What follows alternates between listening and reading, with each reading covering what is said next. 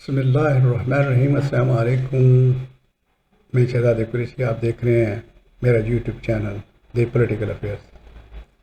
ناظرین، آپ جانتے ہیں کہ عمران خان اور جنرل قمر جاوید باجوہ کے درمیان اختلافات کی بہت سی وجوہات تھی ہیں۔ سب سے بڑی وجہ تو یہ تھی کہ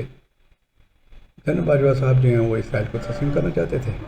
جبکہ عمران خان اسرائیل کو تسلیم کسی صورت بھی نہیں کرنا چاہتا تھا۔ ویسے تو آپ جانتے ہیں کہ یہ جو ہمارا جنرل باجوہ ہے، یہ علیم خان کو عثمان بزدار کی جگہ پنجاب کا چیف منسٹر بھی لگوانا چاہتا تھا۔ اور آپ جانتے ہیں کہ علیم خان زمینوں کی ہیر پھیر کا ماہر ہے، سوسائٹی بناتا ہے، مال بناتا ہے، آج کل سما ٹی وی کا مالک بھی بنا ہوا ہے۔ وہ اس کے لیے مال جمع کرتا تھا، کچھ خود کھاتا تھا، کچھ اسے دیتا تھا، لہذا یہ وہاں فیل ہوا تو عمران خان کے ساتھ اس کی اصل میں اندر اندر بگڑتی جا رہی تھی۔ پھر اس نے دیکھا کہ جو آئی ایس آئی کے چیف تھے اس وقت، لیفٹیننٹ جنرل عاصم منیر صاحب جو آج کل ہمارے آرمی چیف ہیں، اس وقت آئی ایس آئی کے چیف تھے، ان کی اور عمران خان کی آپس میں اس نے بگاڑ پیدا کی، تعلقات خراب کیے اور کہا کہ جی عمران خان جو ہے وہ آپ کو نہیں چاہتا، وہ آپ کے جو آپ کام کر رہے ہیں اس سے خوش نہیں ہے، لہٰذا ان کو ہٹوایا۔ عمران خان اس دوران میں بھانپ چکا تھا کہ یہ جو جنرل ہے یہ 2 نمبر آدمی ہے اور یہ ملک کا اتنا دوست نہیں ہے، لہذا اس نے کوشش کی کہ کسی طرح سے فیض حمید کو لگوایا جائے، اور اس نے فیض حمید کو آئی ایس آئی کا چیف لگوایا۔ جب فیض حمید جنرل باجوہ کے لیے 2 نمبریاں نہیں کر رہا تھا تو اس نے فیض حمید کو بھی رستے سے ہٹوایا اور ڈھونڈا کہ کون سا ایسا آدمی ملے، کون سا ایسا جنرل ملے کہ جو اس کے لیے بہت کارآمد ہو، اور وہ آخر اس کو مل گیا، اور وہ ہے ندیم انجم، جو آئی ایس آئی کا آج کل چیف ہے، انتہائی بے ضمیر اور ظالم آدمی۔ جنرل باجوہ کا ابھی پیٹ نہیں بھرا، ملک اور قوم کی پیٹ کو چڑھا بھونکنے کا، اس نے رجیم چینج کرائی امریکہ کے کہنے پر، یہ ابھی بھی سکون پر نہیں آیا۔ امریکہ نے اس کو بلایا نہیں، لیکن اکتوبر کے پہلے ہفتے میں یہ امریکہ کے دورے پہ چلا گیا، آپ کو معلوم ہے۔ وہاں جا کر کے بھی اس نے امریکہ کے لوگوں کو، امریکیوں کو خوش کرنے کے لیے چائنا کے خلاف باتیں کی۔ پاکستان کے سفارتخانے میں اس نے امریکہ کے تھنک ٹینک کے لوگوں کو بلوایا اور ان کو یہی باور کرایا کہ ہم تو امریکہ کے ساتھ دوستی چاہتے ہیں لیکن عمران خان نہیں چاہتا، ہم تو یورپ کے ساتھ دوستی کرنا چاہتے ہیں لیکن عمران خان نہیں چاہتا، ہم تو اسرائیل کو تسلیم کرنے کی کوشش کر رہے ہیں عمران خان سے، ہم نے بہت زور لگایا عمران خان کو کہ اسرائیل کو تسلیم کرو، لیکن وہ نہیں کر رہا۔ لیکن اس سلسلے میں ہمارے ایک بہت ہی معتبر قسم کے صحافی ہیں، محیط پیرزادہ صاحب، وہ آج کل امریکہ میں بھی ہیں، اور انہوں نے پھر تحقیق کی ہے، اور تحقیق کرنے کے بعد انہوں نے اپنا ایک ولاگ بنایا ہے۔ اس ولاگ میں جو کچھ انہوں نے کہا ہے، میں چاہتا ہوں کہ وہ آپ کے کچھ گزار کروں، وہ ذرا آپ سنیے اور اس کے بعد فیصلہ کیجیے یہ کتنا بڑا مجرم ہے یہ جنرل پیرزادہ، یہ جنرل باجوہ، تاکہ آپ فیصلہ کر سکیں کہ اس جنرل باجوہ کو اتنی سخت سزا دینی چاہیے، اور ہمیں درخواست کرنی چاہیے موجودہ ہمارے آرمی چیف صاحب سے، جنرل عاصم منیر صاحب سے، کہ وہ اس کے خلاف ایکشن لیں اور اس کا حساب کریں۔ جو میننگ فل کائنیٹک آپریشن تھے اگینسٹ دی طالبان ہمارے نارتھ کے اندر، وہ افیکٹولی اس وقت تک ختم ہو چکے تھے جب جنرل راحیل شریف نے کمانڈ اور یہ میجک سٹک حوالے کی جنرل قمر جاوید باجوہ صاحب کی، اور چونکہ جنرل راحیل شریف نے ایک بہت بڑی پروفائل اپنی ڈیولپ کر لی تھی آپریشن ضرب الاسد کی وجہ سے، جس کے بارے میں کہا جاتا ہے کہ جنرل عاصم باجوہ جو آئی ایس پی آر کو ہیڈ کرتے تھے، انہوں نے کمال ہوشیاری سے ان کی پروفائل بلڈ اپ کر دی، ورنہ شاید ضرب الاسد میں بھی اتنا کچھ تھا نہیں جتنی پروفائل عاصم باجوہ نے بلڈ اپ کر دی۔ یہ بھی ونس اگین میں ملٹری سورسز سے، ویٹرنز کی بات کر رہا ہوں، اس میں کسی ٹی وی کے پرسن کی یا میڈیا کا کوئی اس میں انالیسس اور کامنٹ نہیں ہے، میں فوجی ذرائع کی بات کر رہا ہوں کہ اتنا کچھ تھا نہیں جتنی بڑی پروفائل بلڈ اپ کر دی عاصم باجوہ صاحب نے جنرل راحیل شریف کی۔ لیکن راحیل شریف کی اتنی بڑی پروفائل تھی کہ جب جنرل باجوہ آئے تو اپنی پروفائل بلڈنگ کے لیے انہوں نے بیسکلی تھی اور طور پہ یہ رد الفساد جو ہے اس کا انہوں نے آغاز کر دیا، ٹھیک۔ اور اب صورتحال یہ ہے کہ فینس لگانے کا بھی انہوں نے ذکر کیا، اب لکھ رہے ہیں لوگ کہ انہوں نے فینس لگائی، اربوں روپے خرچ کر کے، بہت بڑی ان کی کامیابی تھی جس کا فیصلہ در حقیقت پہلے ہو چکا ہوا تھا۔ اگر وہ فینس اتنی افیکٹو ہے تو یہ جو ٹی ٹی پی کی پینیٹریشن ہو گئی ہے گزشتہ چند مہینوں اور ہفتوں میں، جو اس وقت خیبر پختونخوا کے بہت سے ڈسٹرکٹس میں ٹی ٹی پی کی ملیٹنٹس اور واریئرز ہتھیار لگا کر گھوم رہے ہیں، پھر رہے ہیں، اور ایک عام تاثر یہ ہے کہ جو ممکنہ الیکشن ہے یا تو اس کو روکنے کے لیے یا اس میں عمران خان کی پارٹی کا قلع کما کرنے کے لیے، اس کو ڈیفیٹ کرنے کے لیے،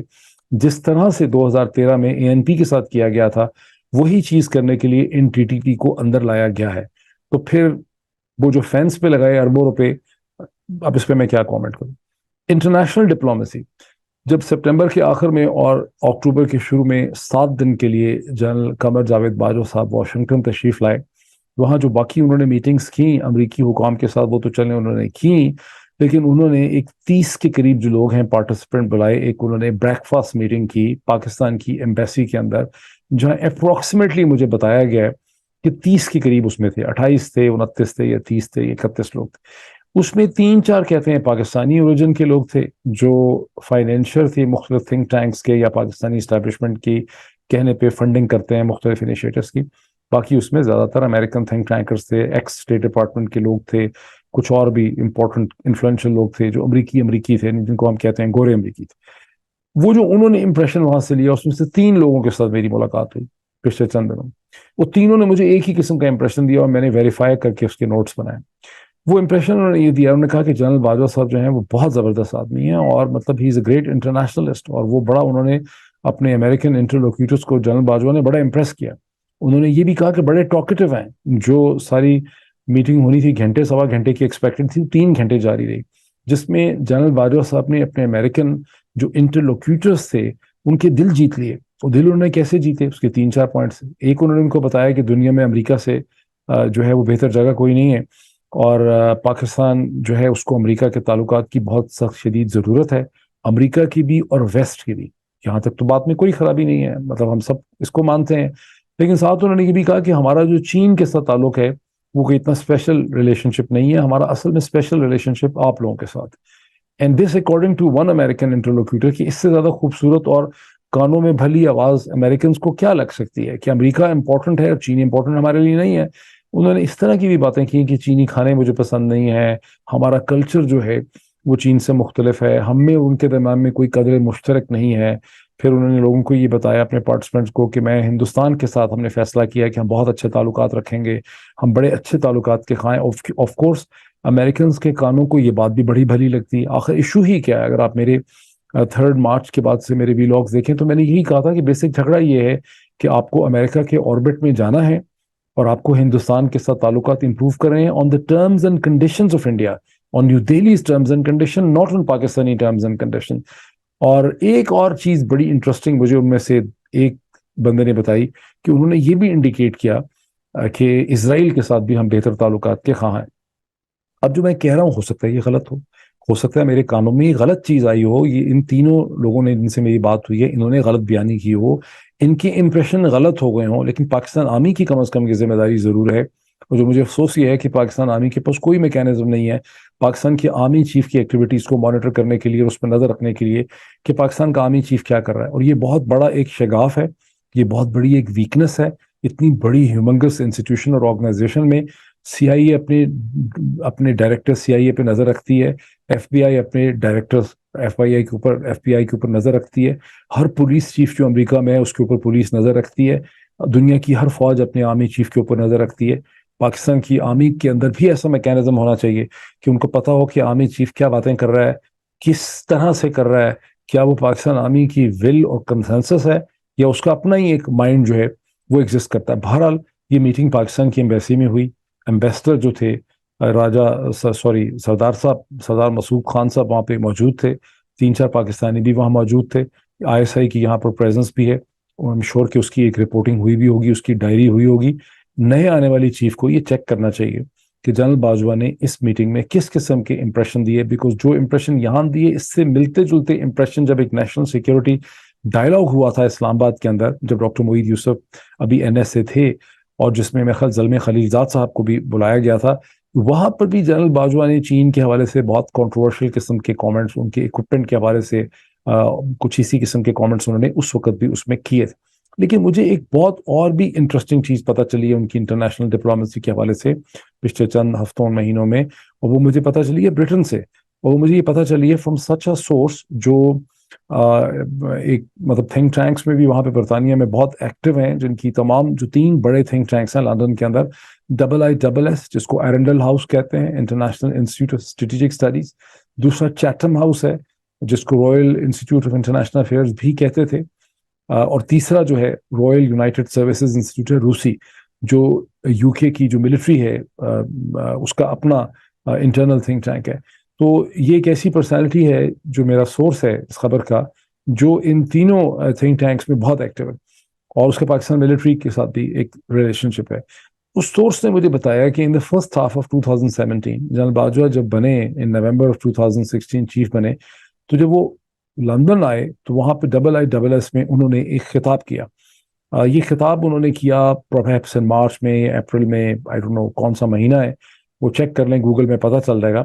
اس خطاب سے پہلے ان کے بڑا جو ان کا میں 5th فلور کے اوپر جو لارج ان کا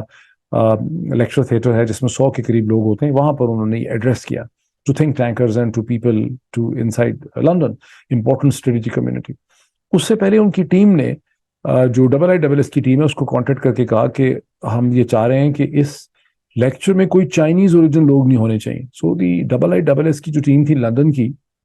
according to my sources quite surprise کہ کس قسم کی ریکویسٹ ہے. بہرحال چونکہ ریکویسٹ تھی فرام دی چیف گیسٹ، انہوں نے اس کو oblige کیا. there was no Chinese present over there. اور وہاں پہ بھی جنرل باجوہ صاحب نے یہ کہا کہ چائنیز کے ساتھ ہمارا ریلیشن شپ انتہائی ایگزیجریٹڈ ہے، ہمارا کوئی اسپیشل ریلیشن شپ ان کے ساتھ نہیں ہے،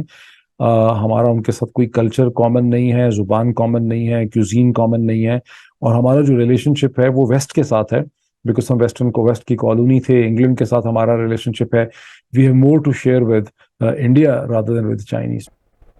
ناظرین، آپ نے محیط پیرزادہ صاحب کا یہ آڈیو سنا، یہ ان کے ویلاگ سے میں نے لے کے آپ کو دیا ہے. امید ہے آپ کو بھی